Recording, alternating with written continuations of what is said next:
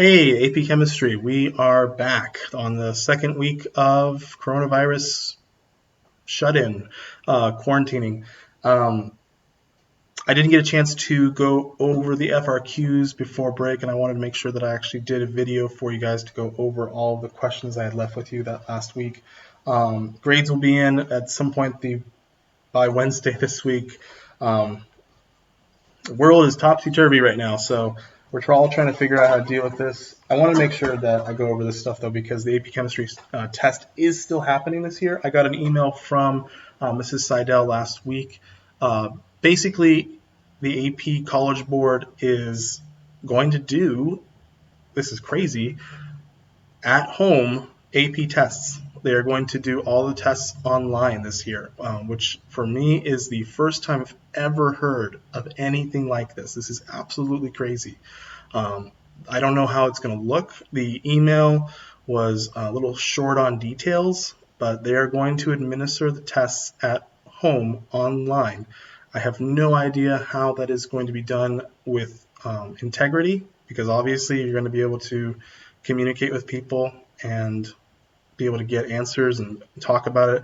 I assume they're going to have a huge number of test questions and a huge bank that reduces the chance of that, but this is just crazy. I don't know how valid the test is going to be with this whole situation, but regardless, it's still going to be happening this year. I think it's going to be happening in June for everyone. I'll get you details about that. I just got that email not too long ago, and I will forward that to you. And as I get more details, I'll let you know. But no matter what, the test is still going on this year, so we've got to be ready for it. Let's go over the FRQs I gave you last week.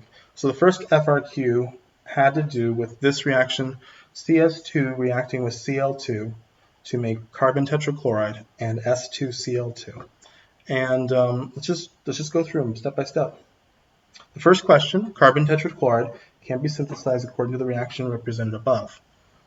A chemist runs the reaction at a constant temperature of 120 degrees Celsius in a rigid 25 liter container.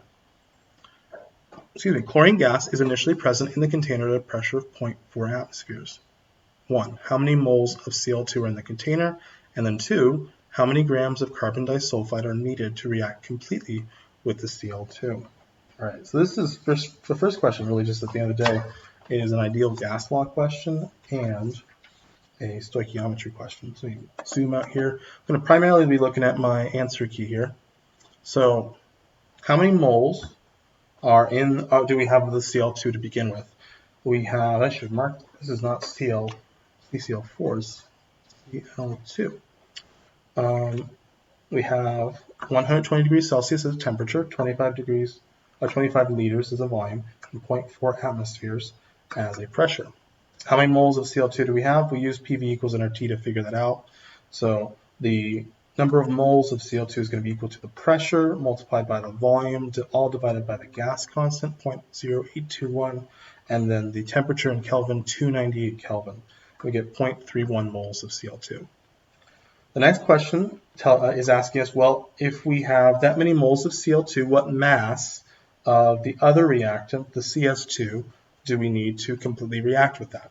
So this is just a straightforward stoichiometry question. 0.31 moles of Cl2 convert to CS2 by using the molar ratio. It's 3 to 1, and then multiplied by the molar mass of CS2, 76.13, and you get 7.9 grams of CS2. So keep in mind is all the numbers they gave us had 2 sig figs, so we should give an answer with 2 sig figs in both parts. Usually, there's always one question where that's the super big deal. Just always try to keep that in mind. B says, at 30 degrees Celsius, the reaction is thermodynamically favorable, but no reaction is observed to occur. However, at 120, the reaction occurs at an observable rate. Explain how the higher temperature affects the collisions between the reactant molecules so the reaction occurs at an observable rate at 120 degrees Celsius. This is a standard kinetics question. They're just asking, okay, it happens at 30 degrees, but we can see it at 120. What's going on here? So the response you should give is something along these kinds of lines.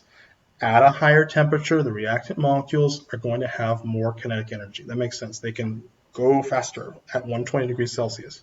At 30, they're moving around more slowly. If they're at the 120, then they're going to collide with each other more often. And if they collide with each other more often, then they're going to have more energy, because they have more kinetic energy, to overcome what is known as the activation energy. Remember, that term means the amount of energy necessary for reactant molecules to combine and form the product. If they have more kinetic energy, then they're going to be able to collide more, and if they collide more, they're going to have more kinetic energy in that collision to overcome that barrier. That's not going to happen as much if we're at 30. Okay, and the next question has to do with a graph that they gave us. And the graph kind of looks like this, and they ask us to build the distribution of collision energies that we see at 120, but draw it again at 30 degrees Celsius. Obviously, it doesn't have to be perfect, but at 120, you should see that you got this curve like this black one, and there's a reasonable amount of molecules that have sufficient energy to overcome the activation energy. In blue, that blue line here I have, that is the average. The average molecule has this much energy. Okay, at 120, the average molecule has more energy than the average molecule at 30 degrees Celsius. So when you draw the 30 degrees Celsius line, you want to shift the line to the left, and you want to scooch it up. So more molecules at 30 degrees Celsius would have less energy, but we still have the same amount of molecules, the same number, just we have more that have less energy. So that red line represents that the average molecule has less energy. And then also, we're going to have a smaller area under the curve over here to represent fewer molecules have sufficient energy at 30 degrees Celsius to overcome the activation energy and make the reaction go. Question C, hold it here. Question C gives us this, and basically tells us, fill in the Lewis dot structure. We have this, this product, show us what the Lewis dot structure looks like. Remember, we have some basic rules. One of the rules is carbon's group, 0 lone pairs. Nitrogen's group, 1 lone pair. Oxygen's group, 2 lone pairs. Halogens have 3 lone pairs, on average. Not always, but that's usually the case. So when you build the Lewis dot structure for this compound, you can really keep in mind those rules and you're going to be right. So the 2 sulfurs, that's in oxygen's group, and chlorine's a halogen. So you can really just do this and be done with it.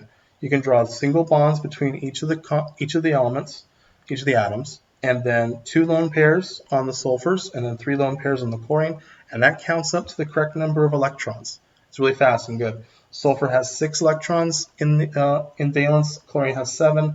We would get a total of 26. I messed up when I counted this first time. So 26, and we count this up here, 2, 4, 6, 8, 10, 12, 14, 16, 18, 20, 22, 24, 26. The 26 electrons. This is a perfect Lewis dot structure. And you can do it just based on those rules. The next question asks us, what is the approximate value of the chlorine-sulfur-sulfur bond in the S2Cl2 molecule? So they're basically asking us, what is the bond here?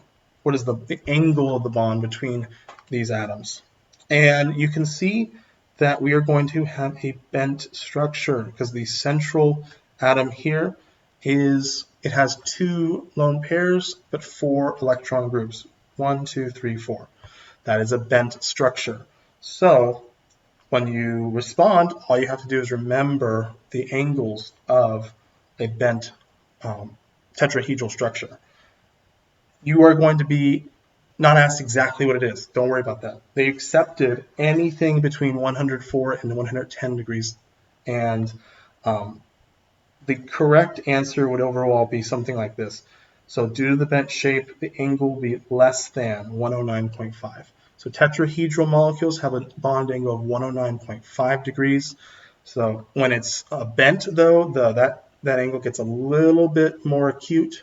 And so 109.5, a little less than, would be the correct answer. But they did accept anything in that range. Just keep that in mind. Next question, D. CCl4 can also be produced by reacting CHCl3, I'll put this here, zoom in, with chlorine at 400 degrees Celsius as represented by the reaction equation below. At the completion of the reaction, a chemist successfully separates the CCl4 from the HCl by cooling the mixture to 70 degrees Celsius, at which temperature the CCl4 condenses while the HCl remains in the gaseous state. First question, identify all of the intermolecular forces present in HCl. And then the second question, what can be inferred about the relative strengths of the intermolecular forces in CCl4 and HCl? Justify your answer in terms of the information above. Okay, so 2 questions there. First question is really simple. What are the intermolecular forces with hydrochloric acid? Straightforward. Dipole-dipole, London dispersion. Always say that, no matter what. No matter what. London dispersion forces are there.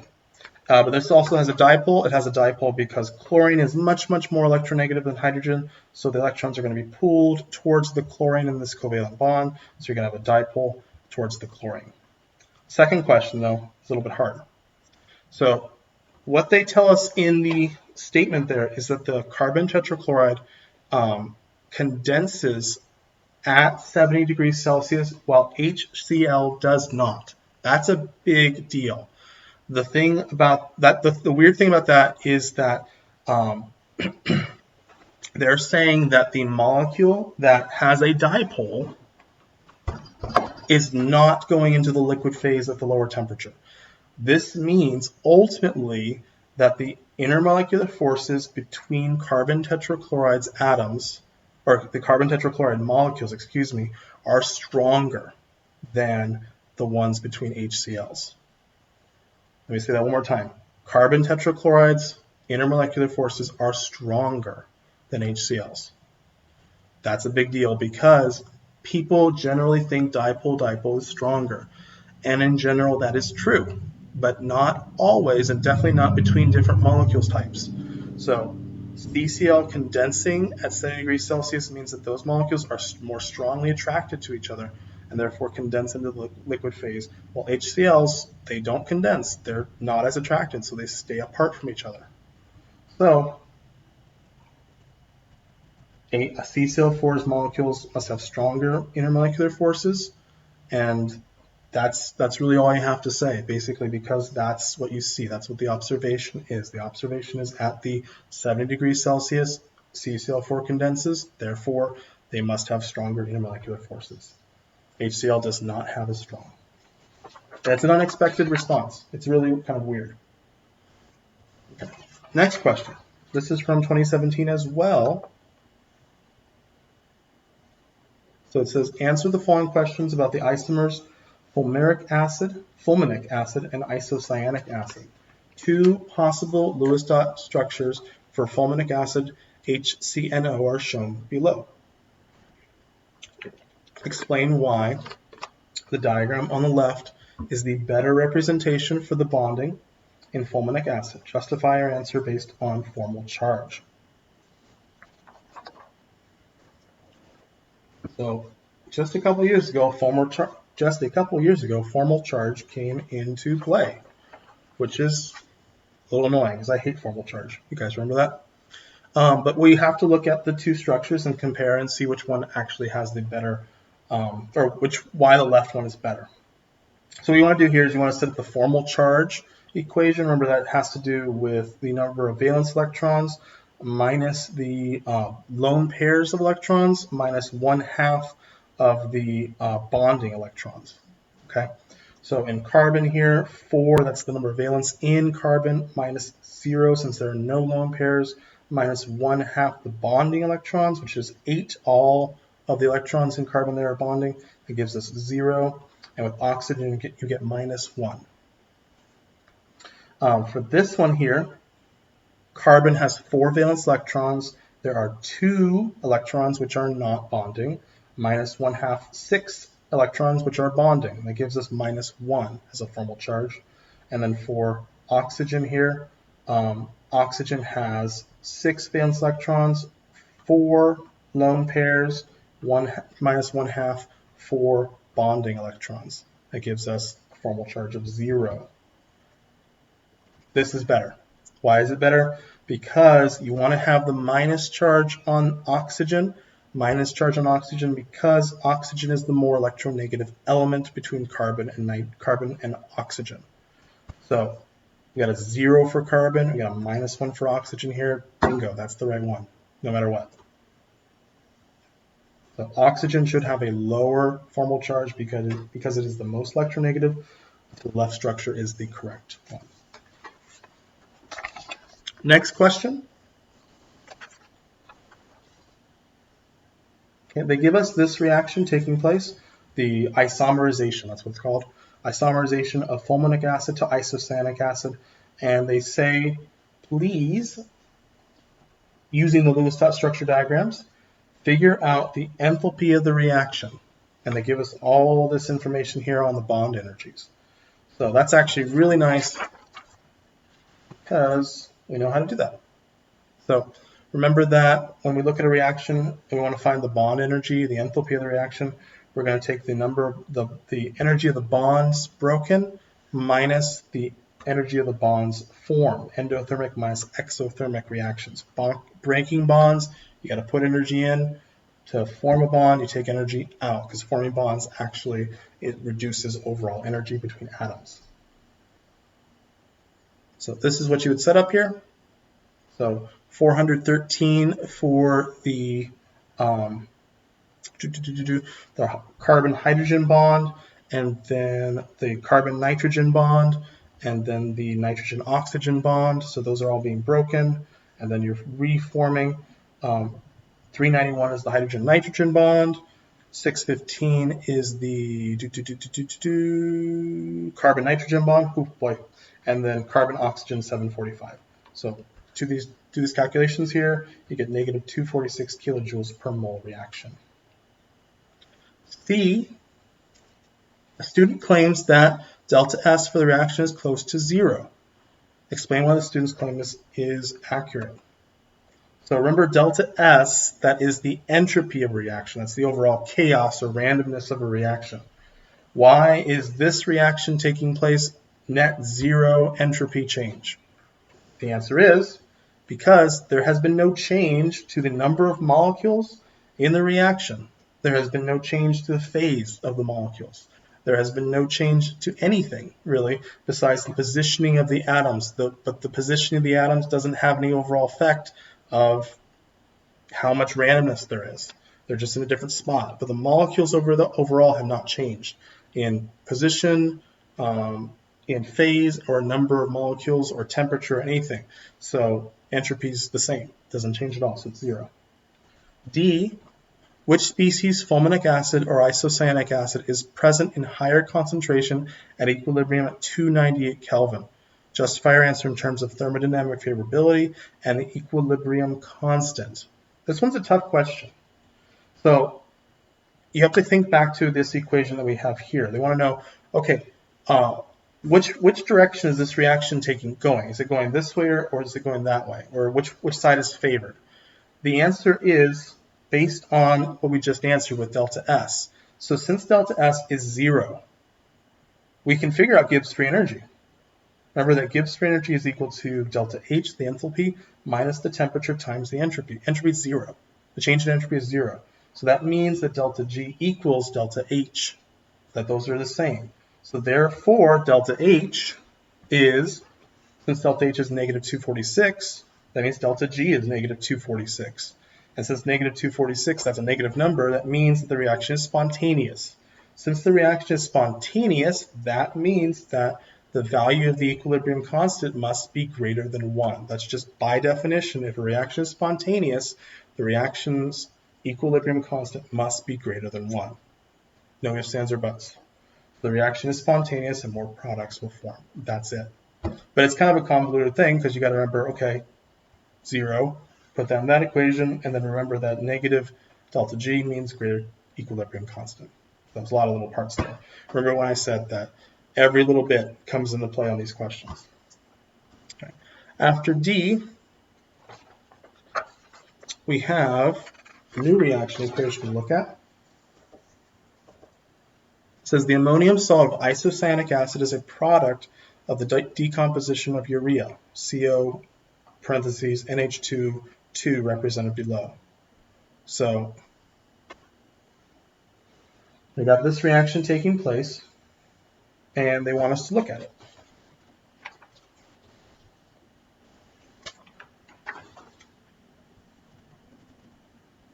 A student studying the decomposition reaction runs the reaction at 90 degrees Celsius. The student collects data on the concentration of urea as a function of time, as shown by the data table in the graph below.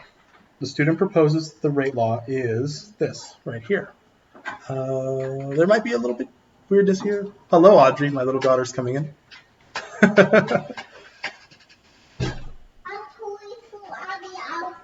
A toy for Audie outside. I'm still making the video. Hi everyone, I'm still here. Okay, I gotta finish up here. Okay, so we got this reaction taking place, and they tell us that the reaction is this right here. The reaction rate. Okay, so it's first order. Explain how the data supports the student's proposed rate law.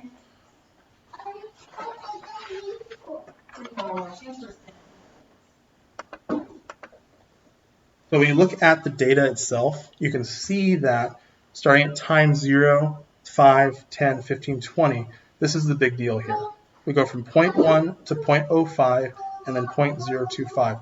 And that happens in increments of 10 minutes. So every 10 minutes, we have half of our original sample decomposing. So every, not 10, I can even fix it there. Every 10 hours, 1/2 of the sample decomposes. So we have a constant half-life. Every 10 minutes, half decomposes. So that means since we have a constant half-life, we have a reaction that is first order. That's just a definition. Constant half-life, reactions first order. The next question is, using the proposed rate law and the student's results, determine the value of the rate constant K, include units with your answer. This one's really easy because as long as you know it's first order, which you can figure out pretty quickly, even though they also gave it to you, you can plug that into the equation for K with a half-life. So 0.693 over the half-life, which is 10 hours, you get 0.069 hours to the -1. Last question here. The student learns that the decomposition reaction was run in a solution with a pH of 13. Briefly describe an experiment, including the initial conditions that you would change and the data you would gather to determine whether the rate of the reaction depends on the concentration of OH-. So at the end of the day, how does the concentration of OH- affect the rate? And they want to know, make up something to figure that out. Well, just change the pH. That's as simple as that. Just change the pH. Do another reaction and change the pH. Change it to 12, 7, or 4. That's it. That's all you got to do. That one's really easy. But I think it's kind of confusing for some people sometimes. Just change the pH. All right, next question was one of the quickies. Got this reaction. We got these two molecules.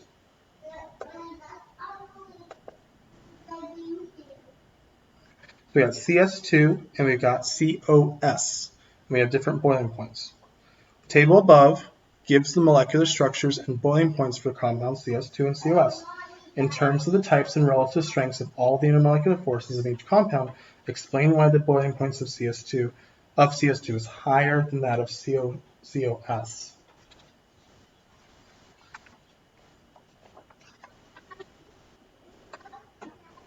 Okay, so I just redrew them. So got CS2 and COS here. 319 Kelvin for CS2, 223 Kelvin for COS. Something you can keep in mind, the higher the boiling point, the stronger the IMFs. Because if it requires more energy to break those molecules apart, then they have stronger intermolecular forces keeping them together. So this molecule right here, since it has a higher boiling point, must have greater intermolecular forces, which is a little bit unusual because when you look at this compound here, it does have a bit of a dipole. It has a dipole since Oxygen's more electronegative towards that oxygen. It's not very strong though, because sulfur is very electronegative too, but it's ever so slightly towards the oxygen. Again, people think dipole stronger than molecular force. Yeah, usually that's true, but this is the big deal. Since CS2 is heavier, its London dispersion forces must be stronger. Therefore, it's going to evaporate at a higher temperature. The next question asks us, it says a 10-gram sample of CS2 is put into an evacuated 5-liter container. The container is sealed and heated to 325. At which temperature all the CS2 is vaporized? What is the pressure in the container once all the CS2 has vaporized? This is a PV equals nRT question. So with 10 grams of CS2, we're going to convert that to moles, and then we're going to plug that into PV equals nRT. So 0.131 moles of CS2, 0.0821 for the gas constant, 325 for the temperature, 5-liter vessel, 0.70 atmospheres. Done.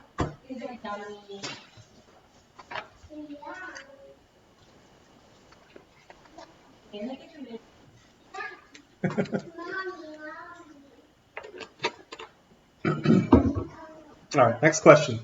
So we have a question about this compound right here, urea. This is from last year. The urea question on the AP Chem subreddit was insane. People hated this question. The compound H2NCONH2 is widely used in chemical fertilizers. The complete Lewis dot structure diagram for the urea molecule is shown above. First question has to do with our favorite thing, hybridization. Identify the hybridization of the valence orbitals of the carbon atom. This one's very easy. It's sp2. Why is it sp2? It is sp2 because we have one double bond. Bingo, done. One double bond and then 2 single bonds. So we've got sp2 hybridization. At the end of the day, you can really just remember there are 3 bonding spots here around this carbon, so it's sp2. sp2. 1 plus 2 equals 3. B is the next question. Urea has a high solubility in water due in part to its ability to form hydrogen bonds. A urea molecule and 4 water molecules are represented in the box below. Draw one dashed line to indicate a possible location of a hydrogen bond between a water molecule and a urea molecule. So this one's not too bad. If water is this right here, how is it going to make a hydrogen bond to urea? It would make that between the hydrogens on either side and the oxygen here. So that's it. C. Well, they tell us this information here. The dissolution of urea is represented by the equation below or above. The student determines that 5.39 grams of H2NCONH2, molar mass of 60.06 grams per mole, can dissolve in water to make 5 milliliters of a saturated solution at 20 degrees Celsius.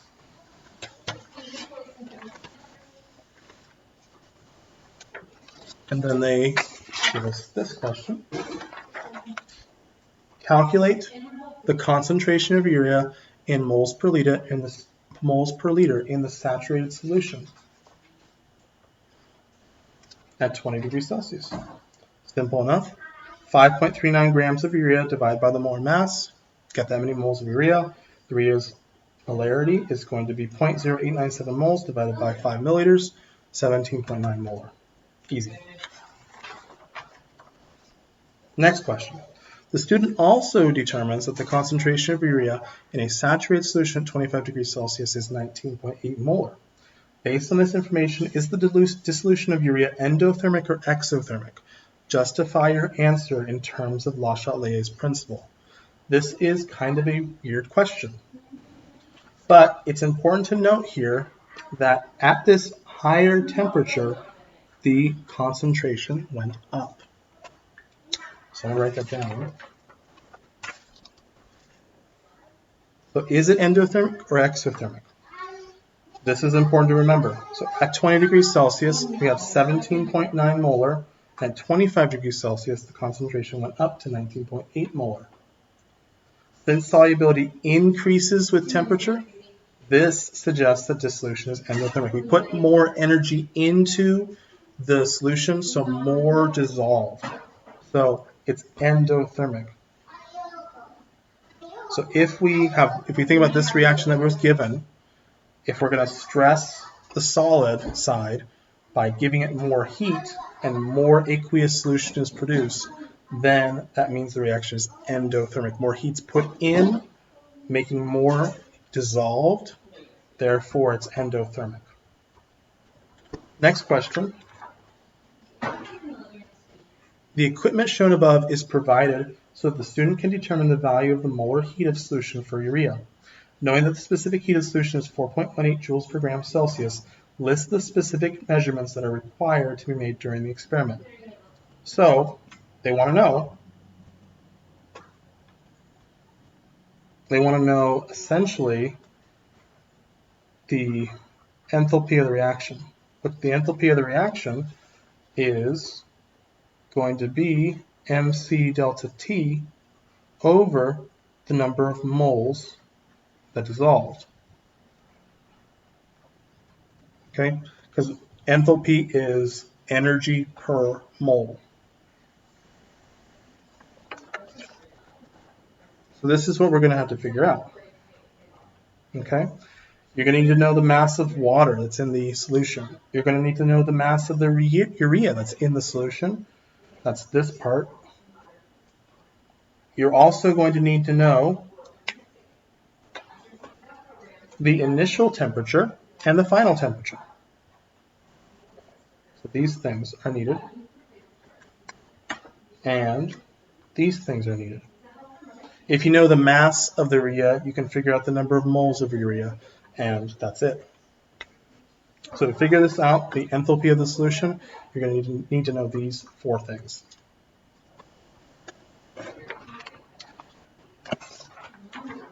Last thing, the entropy change for the dissolution of urea is 70.1 joules per mole Kelvin at 25 degrees Celsius. Using information in the table above, calculate the absolute molar entropy of aqueous urea.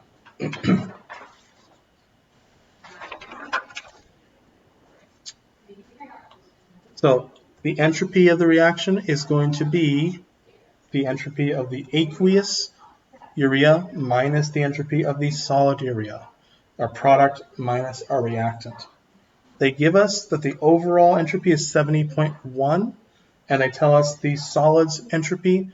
We don't know the entropy of the aqueous, so this is just algebra. Do the algebra, 174.7 joules per mole Kelvin. This makes sense. It's a greater number in the aqueous state.